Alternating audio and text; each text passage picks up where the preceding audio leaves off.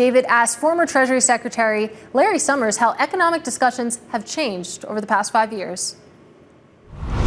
Whether it's about the defense industrial base and making sure it's strong when we discuss industrial type policies, whether it's the danger that an overly indebted country won't be able to find the will to mount sufficient response, that perhaps the world's greatest debtor can't remain the world's greatest superpower, whether it is the questions of just growing our economy and maintaining our technological leadership, I think there's a kind of seriousness to the economic policy discussion that's framed, as some people have put it here, that it's a 1938-like moment, or at least it might be a 1938-like moment. And that, coupled with the complexity of our internal political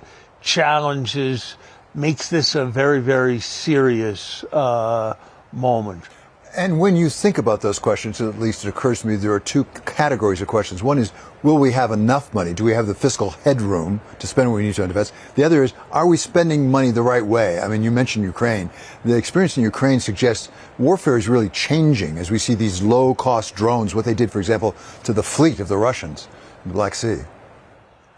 David, I think there are two different things that you have to say.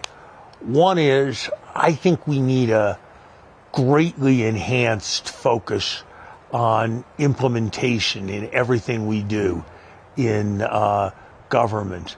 You know, you look at how much it costs to build a mile of highway versus how much it costs to build a mile of highway in 1955. You look at the New York City subway in the 21st century and the New York City subway in the 19th century. You look at the difficulties that the Boeing Corporation is having, whether it's with the space shuttle or whether it is with safe airplanes.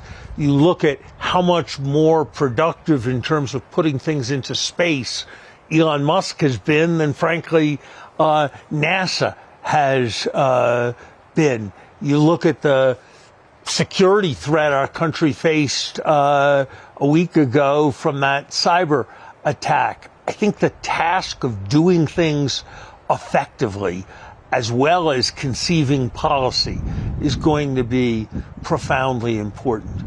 Another subject on the agenda for the Aspen Economic Strategy Group this year is higher education, which you know backwards and forwards, having been president of Harvard as well as having been a faculty member there for so many years. That I'm not sure would have been on the agenda 5 years ago. What is the state of higher education? How concerned should we be? Look, I think any discussion has to begin with the fact that so many students from so many other parts of the world want to come to American universities, and that American universities are a magnet. They are an export industry for our country. They're a source of knowledge. There's plenty to criticize, and I will in just a moment, but our higher education system in its totality is the envy of the world. But I do think in some ways, particularly in the elite aspects, they've lost their way